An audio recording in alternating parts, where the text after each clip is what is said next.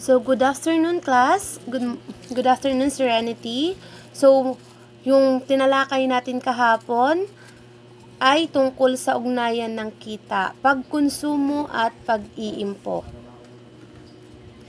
So, natalakay na natin kahapon yung tungkol sa pera, kita at savings. So, sinabi ni Roger E.A. Farmer of 2002 is ito daw ay paraan ng pagpapaliban ng gastos at sabi naman nila Mick Morton and Shug of 2009 is ito naman ay tungkol sa hindi ginagamit or yung kita ay hindi ginagamit sa pagkonsumo. So ngayon, natalakay na din natin yung investment. Ito yung natigilang kahapon na topic. So, yung investment daw ay ang ipon na ginagamit upang kumita, kabilang dito ang paglalagak ng pera sa negosyo sa financial asset tulad ng stocks, bond at mutual funds. So, ang stock ay kinakatawan ng bahagi ng pagmamay-ari ng isang kumpanya. Kabilang kapag bumili ka ng stock, ikaw ay magiging stakeholder or shareholder ng kumpanya at may mga karapatan sa bahagi ng kita at pagpapasya ng kumpanyang iyong nabibilangan. So, ang halaga ng stocks ay maaaring tumaas o bumaba depende sa pagganap ng kumpanya at sa merkado. Pag sinabi naman nating funds, ito ay uri ng pautang na ibinibigay mo sa isang entidad tulad ng pamahalaan o kumpanya. Sa halip, binabayaran kanila ng interes sa takdang panahon at ibinabalik ang kabuuhang halaga ng utang pagkatapos ng tinatawag na maturity date. Ang mutual funds naman, ito ang pondo na iniaalok ng mga investment company na pinagsama-sama ang pera ng maraming namumuhunan para bilhin ang iba't ibang stocks, bond o iba pang asset.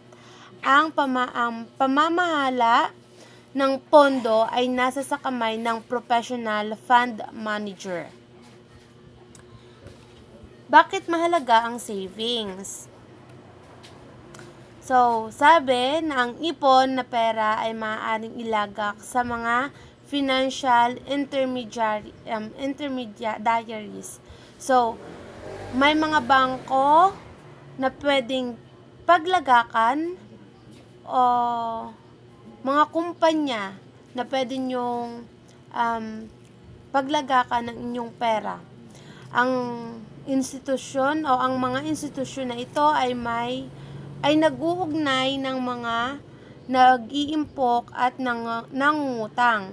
So, ang mga nangungutang ay gumagamit ng pera para sa pambili ng asset o karagdagan puhunan. Ang mga nag-iimpok ay maaari ring makakuha ng interes o dividendo. So, pag nag-savings ka, yung savings mo is parang nakalagay sa bonds or stocks is i-interest or magkakaroon ng interest yung perang inilagak mo sa yung bangko. So, ano daw yung hindi mga magagandang gawain na pag-iimbak sa alikansya? Una-una na rito, pag itinago yun ng matagal, ay hindi kikita at maaaring lumiit ang halaga dahil sa inflasyon.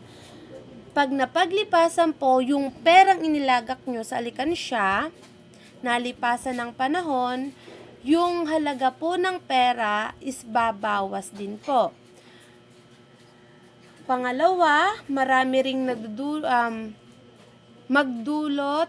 ring magdulot ng kakulangan sa supply ng salapi sa pamilihan. So, pag tinago ng matagal yung pera sa alikansya at hindi inilagay sa bangko, maaari po na magkulang tayo ng supply ng salapi na magdudulot rin ng paggawa na naman ng panibagong pera at ibibigay na naman ng pamahalaan sa tao.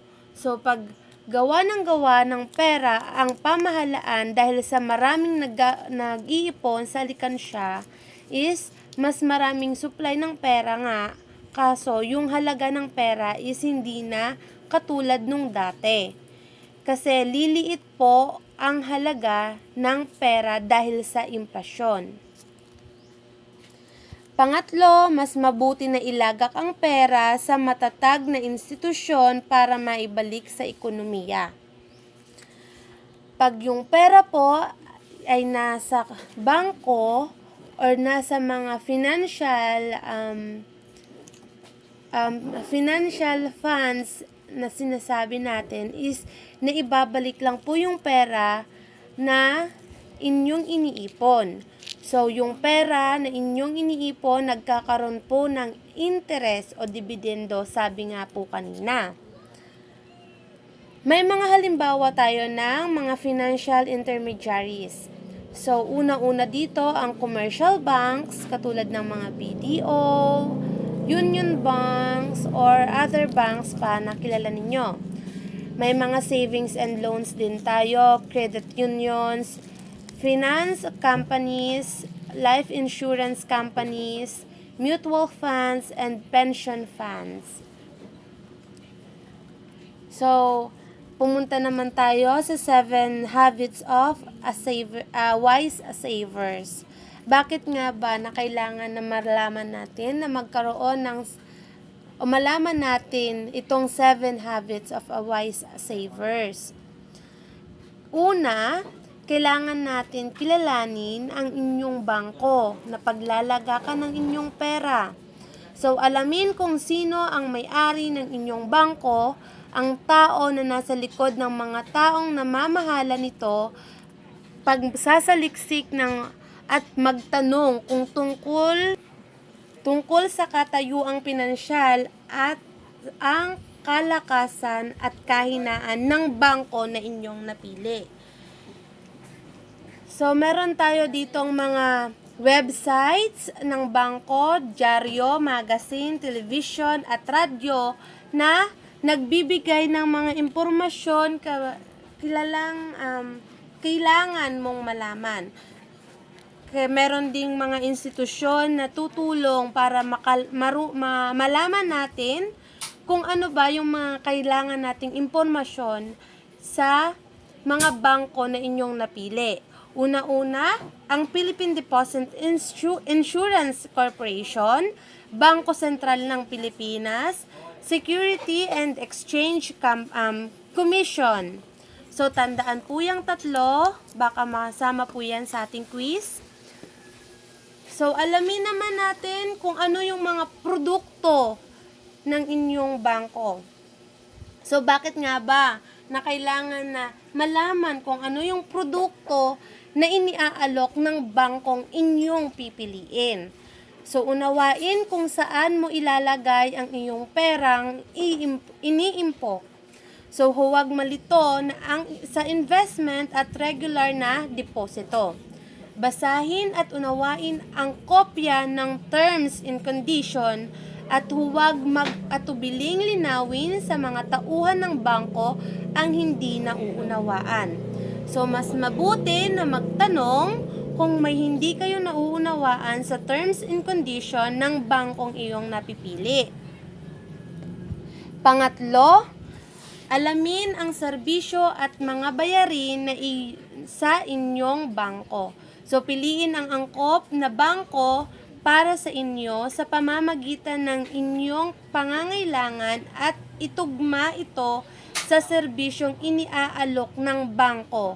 So, alamin din ang sinisingil at bayarin ng iyong bangko. Pang-apat, ingatan ang iyong bank records at siguraduhing up-to-date.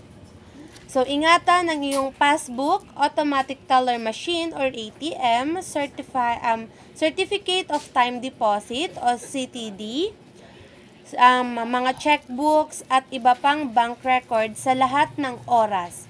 So, palaging i-update ang iyong passbook at CTDs na sa tuwing ikaw ay gagawa ng transaksyon sa bangko. So, ipaalam sa bangko kung may nagbago sa iyong contact details upang maiwasang ipadala or maipadala ang sensitibong impormasyon sa iba.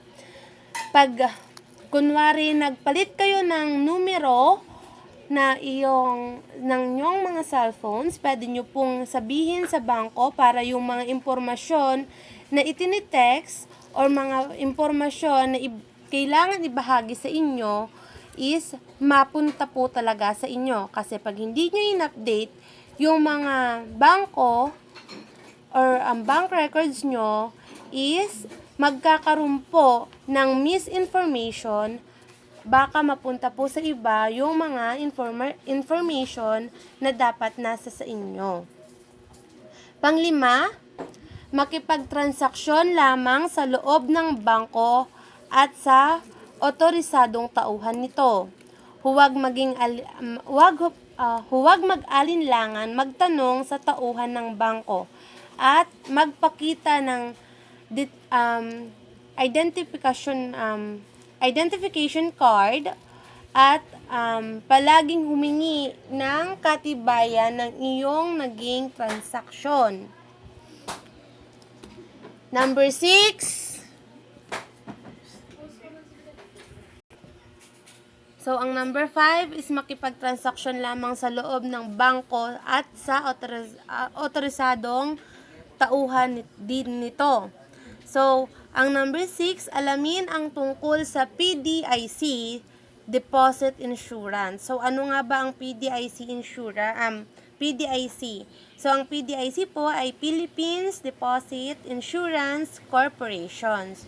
So, ang PDIC ay garantiya na ang halagang 500,000 pesos sa deposito ay ng bawat depositor. Ang investment product ang PDIC ay gumagarantiya ng hanggang 500,000 sa deposito ng bawat depositors. Ano nga ba yung depositor? So, ang depositors po, ito yung mga tao o individual na nagdedeposito ng kanilang pera. So, ang investment product, fraudulent accounts or denying account, laundering money, at depositong produkto na nagmula sa hindi ligtas at unsound banking practices ay hindi kabilang sa insurance or ibinibigay ng PDIC. Lastly, maging maingat. So, lumayo sa mga alok na masyadong maganda para paniwalaan. So, sa pangkalahatan, ang sobrang interes ay maaaring mapanganib. Basahin ang Circular 640 ng Bangko Sentral para sa iba pang impormasyon tungkol dito. So, maging maingat na ang ipon po ninyo ay hindi basta-basta i-interest ng malaki kung mag-i-interest ng malaki o sobra-sobra kung yung pinaglagyan mo lang naman is stocks, bonds, or mutual funds. Basahin natin yung Circular 640 ng Bangko Sentral o pinablish ng Bangko Sentral para mas maging aware tayo at mas makapili tayo ng bangko na paglalagakan natin ng pera. So, mamaya magsisend ako ng activity and magpapalong, siguro hindi lang quiz lang. Out of 10, magpapaquiz po ako. Pakiaralan, sisend ko yung PPT. And thank you.